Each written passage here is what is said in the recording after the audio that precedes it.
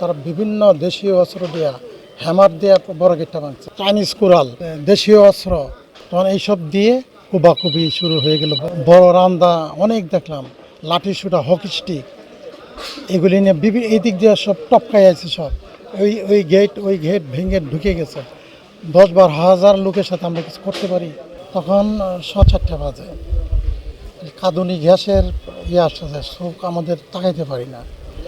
পরবর্তীতে আমরা এখানে ছিলাম, গেটে ছিলাম, সবাই কিন্তু দায়িত্ব নিয়ে কাজ করতেছিলাম। এর মধ্যে নেই এই যে জেলখানায়, যে এই দিক দিয়া চতুর্দিকে বাসা বাড়ি দেয়া, সর্বদিক দিয়েই 10-12 হাজার লোক ঢুকে গেল। তখন আমরা প্রিপারেশন নিতে নিতেই এই এলাকায় পুরো তাদের নিয়ন্ত্রণ নিয়ে গেল। পরবর্তীতে আমরা দ্রুত গেটে ঢুকলাম, লাগাই নিলাম গেটটাকে সেভ করা যায় কিনা। তারপরে ভিতরে ঢুকলাম, প্রত্যেকটা বন্দুক ঘাটে তালা মারানো হলো, তালা লাগাইলো।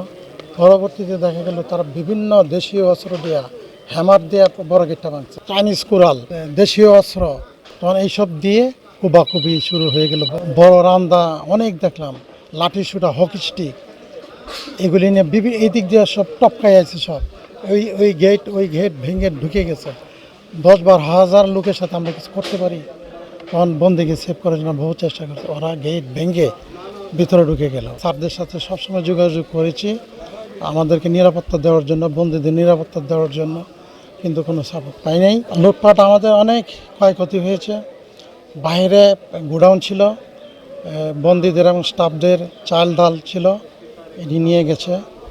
আর বাসাবাড়ি ভাঙচুর, আগুন লাগানো, লুটপাট, ব্যারাকে লুটপাট, জেল সুপার আমার বাসায় লুটপাট, জেলার বাসায় লুটপাট, আগুন দেয়া, কোনো কিছু মালামাল রাখে নাই, সব নিয়ে গেছে লুটপাট করে।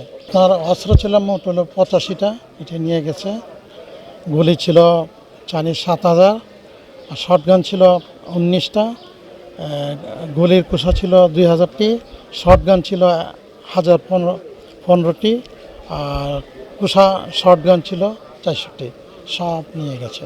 যে ঘটনাটা ঘটছে এটা মানে আমারও বুঝতে পারে, চতুর্দিকে কেন যে আসলো, কী জন্য আসলো, প্রতিদিনের মতো ওরা আন্দোলন করে, এভাবে হয়ে গেল আমরা টিকতে পারি।